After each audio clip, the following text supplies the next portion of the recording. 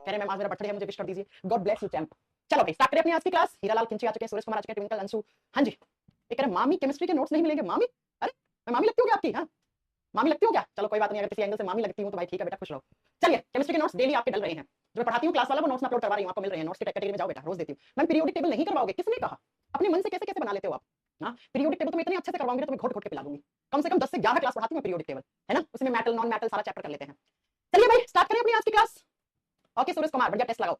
चलिए स्टार्ट करते हैं अपनी आज की क्लास। हम क्या पढ़ रहे थे? हम एटॉमिक स्ट्रक्चर, हम परमाणु संरचना पढ़ रहे थे। एटॉमिक स्ट्रक्चर में हमने बहुत कुछ पढ़ा। अब आज की क्लास में हम क्या पढ़ेंगे? आपको याद होगा कि कल मैंने आपको बोला था कि 1 से 20 तक आपको एटॉमिक नंबर याद होने चाहिए, और जो एलिमेंट्स तत्व हैं उनके सिंबल याद होने चाहिए, और उनके एटॉमिक मास नंबर यानी परमाणु द्रव्यमान या परमाणु भार संख्या आपको याद होनी चाहिए। ठीक है, ट्रिक मैंने कल बता दी थी और मैंने आपको होमवर्क दिया था कि आपको याद करके आना है ना? कितने बच्चों ने ईमानदारी से याद कर लिए हैं? बच्चों बताओ जरा, कितने बच्चों ने ईमानदारी से याद कर लिए हैं 1 से 20 के एटॉमिक नंबर, जिसको हम परमाणु क्रमांक संख्या कहते हैं? एलिमेंट्स ये हैं आपके, तत्व ये हैं, ये इनके सिंबल हैं, प्रतीक हैं, कुछ कुछ के अलग हैं जो प्रतीक सिंबल, वो मैंने आपको पढ़ा दिए थे। उसके बाद हम एटॉमिक मास नंबर, मैंने कल आपको बताया था, सम संख्या है कोई तो उसका दुगुना कर दो, विषम संख्या है तो दुगुना करके 1 जोड़ दो, उसमें एटॉमिक मास निकल आएगा। ठीक है बच्चों, चलिए अंशुराज करें, मैंने तो आपका वीडियो पीरियोडिक टेबल का यूट्यूब से पढ़ लिया, मजा आ गया। अच्छा चलो कोई बात नहीं, कहीं से भी पढ़ना चाहिए, बाकी हम क्लास में भी करवाएंगे, है ना? ठीक है, करें फिर अपनी आज की क्लास स्टार्ट। हाँ जी बच्चों, अगर कोई बच्चा ऐसा है जिसने कल की क्लास नहीं देखी, परसों की क्लास नहीं देखी, वो आज की क्लास छोड़ सकता है ना? उसको समझ में नहीं आएगा, पहले की क्लास कंप्लीट करके आओ और फिर आज आप साथ में जुड़ो। एक कह रहे हैं बायोलॉजी नहीं होगा क्या? अरे भाई यार क्यों नहीं होगा बायोलॉजी? रुक जाओ, अगले वीक से मैं ना आपका 4 दिन बायोलॉजी और आपका 2 दिन केमिस्ट्री करवाने वाली हूं, क्योंकि बायोलॉजी केमिस्ट्री का दुगुना सब्जेक्ट है, राइट? बायोलॉजी में 90 से 95 क्लासेस होंगी, केमिस्ट्री में 40 से 45 क्लास होती है। ठीक है, इसलिए हम नेक्स्ट वीक से बस एक चैप्टर फिनिश कर लें, अगले वीक से अपना शेड्यूल बना देंगे हम। एक दिन में दोनों क्लास नहीं करवाऊंगी, क्योंकि आप फिजिक्स भी पढ़ रहे हो, एक दिन में 3 सब्जेक्ट साइंस के आपके ऊपर से ऊपर चले जाएंगे। फिर आप रिकॉर्डेड फॉर्म में देखोगे तो फिर रिकॉर्ड वीडियो ले लेते हैं, है ना? तो हम लाइव पढ़ेंगे, 4 दिन बायो 2 दिन केमिस्ट्री।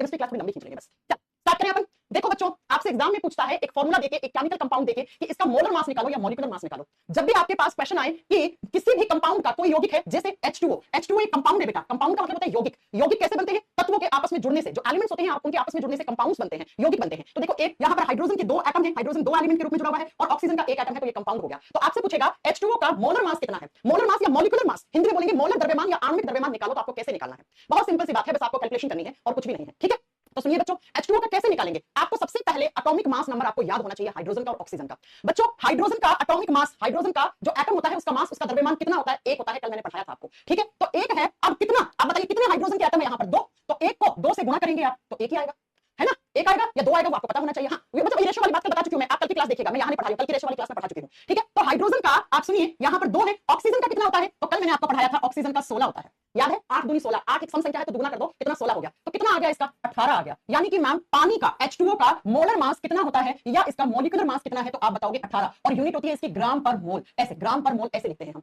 ठीक है, तो जो पानी होता है, वाटर होता है, उसका मॉलिक्यूलर मास या मोलर मास कितना होता है? 18 ग्राम पर मोल होता है बच्चों। अब मैं अगर बात करती हूं दूसरा HCl hydrochloric acid. H hydrogen का 1 एटम है तो 1 एटम का मास जुड़ेगा, 1 लिख दो। और कल मैंने आपको पढ़ाया था क्लोरीन का कितना होता है बेटा? क्लोरीन का आपने बोला था कि मैम 35.5 होता है, इतना ही होता है, 35.5 ही होता है, आपको कल की क्लास में याद होगा। और यहां से कितना आ जाएगा? तो आप बताओगे बेटा यहां से आ जाएगा आपका 36.5। लेकिन बच्चों मैं आपको बता दूं, केमिस्ट्री में कभी आपने सुना है आधा इलेक्ट्रॉन होता है या आधा प्रोटॉन होता है? कभी आपने सुना है? नहीं ना आधा इलेक्ट्रॉन ना आधा प्रोटॉन कभी नहीं सुना होगा। तो हम जब भी कैलकुलेशन करेंगे तो हम क्लोरीन का 35 रखेंगे, ये 0.5 नहीं लगाएंगे। तो यहां से HCl का कितना? 36 ग्राम पर मोल निकल के आएगा।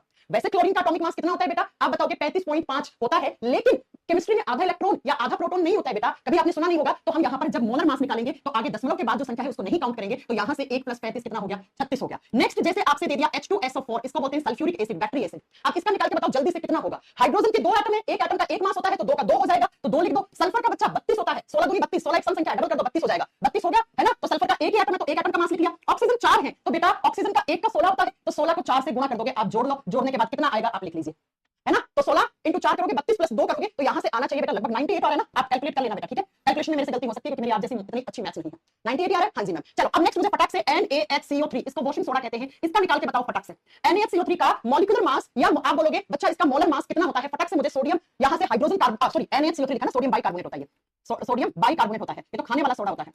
खाने वाला सोडा जिसको हम सोडियम बाइकार्बोनेट कहते हैं, खैर आगे आपको पढ़ाएंगे, यही है आपका बेकिंग सोडा। खाने वाला सोडा या इसी को बेकिंग सोडा कहते हैं बच्चों। इसके बाद वॉशिंग सोडा अपने नाम आया है तो उसका भी निकाल देंगे। चल NaHCO3 का निकालो फटाक से, कितना निकलेगा? सोडियम हाइड्रोजन कार्बोनेट या सोडियम बाइकार्बोनेट कहते हैं इसको।